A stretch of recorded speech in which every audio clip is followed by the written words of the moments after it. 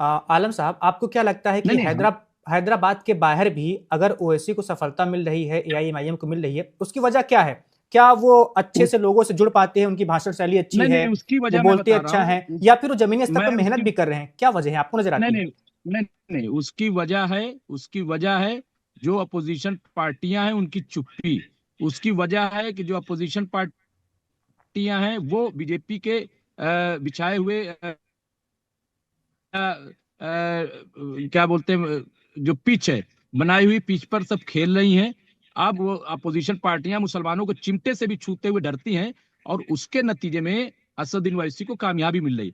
जब कोई नहीं बोलेगा मुस्लिम मसाइल पे, तो जाहिर सी बात है कि जो बोलेगा उसकी तरफ अट्रैक्शन बढ़ेगा। यही एक वजह मुझे समझ में आती है, बाकी और कोई वजह नहीं है। और अगर जिस दिन से समाजवादी आरजेडी सब खुल के बोलेंगे, उनकी तरफ भी लोग आएंगे, और उनकी तरफ लोग हैं। देखिए, ये नैरेटिव बीजेपी का गढ़ा जा रहा है कि एमआईएम बहुत आ रही है, एमआईएम जुड़ रही है, सब कहीं कुछ नहीं है। कांग्रेस या बीजेपी, आपको सॉरी, कांग्रेस नहीं नहीं नहीं बोल नहीं रही, नहीं सपा नहीं बोल रही। कौन सी मैं ऐसे आपको बता मुद्दे हैं जो मुसलमानों के हैं जो वो उठा रहे नहीं हैं? नहीं बहुत सारे ऐसे मसाइल हैं। मॉब लिंचिंग जब होती है, हम देखते हैं कि जो डरते डरते जी, हैं। आज ये हरियाणा में है। उड़ीसा में भी आज एक यही खबर आई हरियाणा में, मॉब सुनिए, लिंचिंग की। यही हरियाणा में जब आमिर को मारा गया, पहलू खान को मारा गया, कोई वहां पे कांग्रेस का गया नहीं है। तो यहीं से ये राहुल गांधी का घर कितनी दूर है, लेकिन वो नहीं गए। और मैं आपको बताऊं, कांग्रेस में कवर करता रहा हूं। कांग्रेस में पिछले 2014 से लेके अब तक प्रवक्ता तो बनाए गए, लेकिन जो रूटीन उनकी प्रेस कॉन्फ्रेंस होती है, लेकिन किसी मुस्लिम को पोडियम नहीं दिया गया एज ए तर्जुमान, एज ए स्पोक पर्सन। आप पता कर लीजिएगा अगर मैं झूठ बोल। पैनल पे भी पैनल पे भी सारे लोग, नदीम जावेद पहले आते थे, और कई लोग पैनल, मीम अफजल आते थे, बहुत सारे लोग। आप बताइए, पैनल पे सबको हटा दिया गया। पैनल पे कोई अब नहीं आ रहा है जैसे पहले आते। आलम साहब, डरते हैं ये। तो इस सिर्फ तरह के बहुत सारे, क्यों? क्योंकि वो आएंगे तो वो कहीं ऐसा ना हो कि हिंदू मुस्लिम हो जाए। आलम कहीं जी, ऐसा ना हो कि बीजेपी जो है इतना हिंदू वोट जो है तो ये आलम पोलराइज जी, कर खौफ आलम ले है, जी, कहीं। बीजेपी का खौफ है। बीजेपी का खौफ है। उनको लग रहा है कि बीजेपी यही चाहती है। बीजेपी का देखिए, आरएसएस, बीजेपी नहीं, आरएसएस तो ये चाहता है कि मुस्लिम की बात ना हो, मुस्लिम के बारे में कोई ना बोले, बाकी और सब बात कीजिए। और उसी चक्कर में और तमाम पार्टियां जो है ये देख खौफ बैठा दिया है कि अगर आप मुस्लिम की बात करोगे तो बीजेपी जो है हिंदू को पोलराइज कर लेगी। और इस वजह से जो है वो चुप रहो। आप माइनॉरिटी लोग कहते हैं, मुस्लिम नहीं कहते, आप देख लीजिएगा। ये पहली बार मायावती बहन जी ने हम्म। कल अपनी प्रेस कॉन्फ्रेंस से लफ्ज मुस्लिम इस्तेमाल किया, हिम्मत करके। बाकी कोई हिम्मत नहीं है किसी में आज की मुस्लिम लफ्ज इस्तेमाल कर ले। माइनॉरिटी माइनॉरिटी करेंगे, चूंकि 6 माइनॉरिटी है, तो उनपे सिर्फ इस बात का, आपको याद होगा जब 14 में हारी थी, एंटेनी रिपोर्ट आई थी। एंटेनी रिपोर्ट क्या थी कांग्रेस की, पता है आपको? ए के एंटोनी जो कांग्रेस लीडर थे, उनकी कमेटी एक बनाई गई थी कि हार बिल्कुल की पता वजह है, क्या है। केरल से आते हैं तो वो, रक्षा तो मंत्री उन्होंने रह चुके कहा हैं था जी। उन्होंने कहा था मुसलमानों की वजह से हम हार गए। और उसके बाद से आप देखिए कि हर चीज बंद हो गई। वहां पे जो इफ्तार करते थे वो बंद कर दिया गया, जो स्पोक पर्सन थे वो नहीं लाए जा रहे हैं, किसी को बोलने नहीं और दिया जा रहा है। एक स्टोरी मैंने की थी, आप आलम लोग, जी, आपको सुनिए। अरे मैं एक स्टोरी आपको याद दे रहा, हाँ मैं कांग्रेस मुसलमानों की पार्टी, आपको याद है वो हेडिंग? याद है वो हम्म। हेडिंग? हाँ, वो मैंने स्टोरी की थी इंकलाब, डेली इंकलाब में मेरी स्टोरी ब्रेकिंग हुई थी। और वो कोई निगेटिव उसमें नहीं की गई थी, लेकिन फौरन जो है बैकफुट पे आ गई कांग्रेस, और सफाई देने लगी, साहब मैंने ऐसे नहीं कहा, मैंने ऐसे नहीं। अरे भैया, उसमें कुछ ऐसा नहीं था कि भाई अगर बीजेपी कहे कि हम जो है वो मुस्लिम पार्टी है, तो इसका मतलब ये थोड़ी है कि वो कहती है कि हम हिंदू पार्टी नहीं, या हम सिखों की पार्टी नहीं। कांग्रेस का ही विलय हो जाए आपके, सॉरी, आपकी पार्टी नहीं, लेकिन ओवैसी जी की पार्टी के साथ, वैभव जी। नहीं नहीं, अच्छा अच्छा, ये बताइए ओवैसी को लेने में अभी बिहार में क्या प्रॉब्लम थी?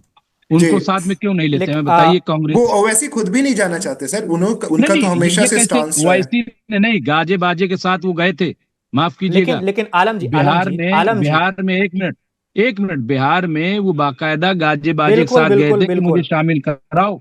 क्या एक एक बार भी किसी ने कहा कि हम ओवैसी के साथ मीटिंग करना चाहते हैं? आप बताइए, नहीं कहा ना। बाकायदा वही क्यों वही AIMIM के उसी प्रदेश बात अध्यक्ष वही ने बात चिट्ठी भी हम लिखी थी शुरुआत में तेजस्वी बोल रहे थे, यादव जो को और नॉन लालू प्रसाद यादव को। बनाए हुए हैं? और यही बात हम ओवैसी को बोल रहे थे। अछूत क्यों बनाए हुए हैं? हमें ये बताइए, क्यों बनाए हुए? मैं फिर कह रहा हूं, मैं उनका तर्जुमान नहीं हूं, लेकिन ओवैसी को अछूत क्यों बनाए हुए हैं, हमें ये तो बता आलम दीजिए, जी, समझा आलम जी, दीजिए। कांग्रेस पार्टी का कहना है, आरजेडी का कहना था बिहार चुनाव के दौरान, जैसा कि आपने बताया कि वहां के प्रदेश अध्यक्ष ने एआईएमआईएम के चिट्ठी लिखी थी, लालू प्रसाद यादव को लिखी थी, तेजस्वी यादव को भी लिखी थी, बकायदा वो तेजस्वी यादव के घर के बाहर भी पहुंच गए थे। लेकिन उनका कहना है कि अगर एआईएमआईएम को हम शामिल कर लेते तो बीजेपी चुनाव में ध्रुवीकरण कर ले जाती, वो हिंदुओं का वोट गोलबंद कर ले जाती। उनका अब ऐसा क्या कहना है। किया? नहीं, अब क्या किया? अच्छा, और क्या हुआ बिहार में? हाँ, बिहार में पता है क्यों मुसलमान कट गया इनसे, आरजेडी से? एक बयान आपको याद होगा, असदुद्दीन ओवैसी को एक्सट्रीमिस्ट कह दिया था, याद है आपको? किसने कहा लेकिन था? तेजस्वी सीमांचल यादव ने। सीमांचल को छोड़ दें तो नहीं नहीं, बाकी राज्य में तो मुस्लिमों ने आरजेडी और कांग्रेस को ही दिया है वोट। देखिए ऐसा है, मेरी बात समझो मेरे दोस्त। जी, मैं जो बात कर रहा हूं, मैं ये कह रहा हूं कि चीजों को कांग्रेस हो या समाजवादी हो या और पार्टियां हो, वो अछूत अगर बनाएंगी इनको, ओवैसी को, तो अछूत बनाने से उनकी पॉलिटिक्स नहीं बंद होगी, उनकी पॉलिटिक्स और बढ़ेगी। जैसे ही एक्सट्रीमिस्ट कहा बिहार में, तो मुसलमान भले ही असदुद्दीन ओवैसी को वोट न करे पॉलिटिकली सिनेरियो की बुनियाद पे, लेकिन जिस तरह से वो मुसलमानों के मसले बोलते हैं उनको लोग पसंद करते हैं, ये बिल्कुल तय बात है। आ, इससे हम इनकार नहीं कर सकते, भले हम तर्जुमान हो या ना हो, लेकिन ये एक आलम जी, सच्चाई है, आपकी सच्चाई माननी पड़ेगी। आपने अभी कुछ देर पहले वो बात कही थी, उन बातों से सब सहमत होंगे कि मुस्लिमों की जनसंख्या में जैसी हिस्सेदारी है उस हिसाब से उनका प्रतिनिधित्व विधानसभा में नहीं पहुंच रहा, ना कि लोकसभा में पहुंच रहा, और राज्य दर राज्य गिरता जा रहा है। बिहार में जितने विधायक एक समय चुनते जा रहे थे मुस्लिमों के, उतने विधायक नहीं चुने गए हैं। यूपी में भी ऐसा हुआ है।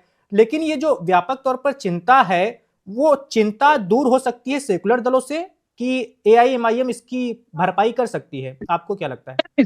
नहीं नहीं, सेकुलर ही पार्टियां जो हैं, देखिए पिछले 75 साल में जो मुस्लिम है उसने अपना लीडर किसी को नहीं बनाया, और असदुद्दीन ओवैसी को भी मुस्लिम लीडर नहीं मानता है।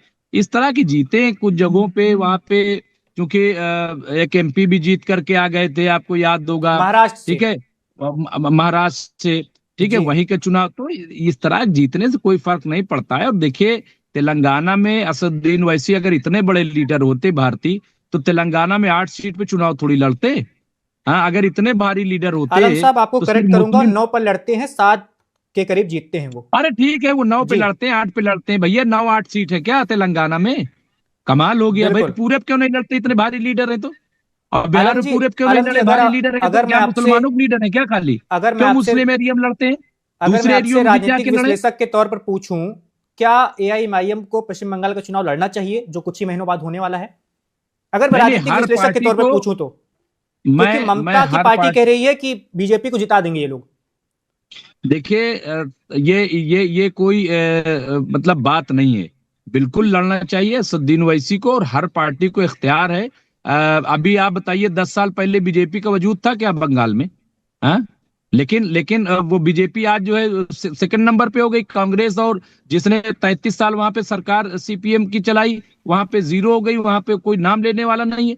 तो पॉलिटिक्स में कब क्या होगा, चूंकि चुनाव आयोग जो है और हमारा देश डेमोक्रेटिक है, सबको लड़ने का इख्तियार है। कल के मुमताज आलम रिजवी भी एक पार्टी बना लेंगे, तो क्या उन्हें जो है बंगाल में लड़ने नहीं दिया जाएगा कि साहब ममता बनर्जी को हार जाएंगी? अरे हार जाए, तुम अपने बुनियाद पे अपने काम पे वोट मांगो, वो अपने काम पे वोट मांगेंगे।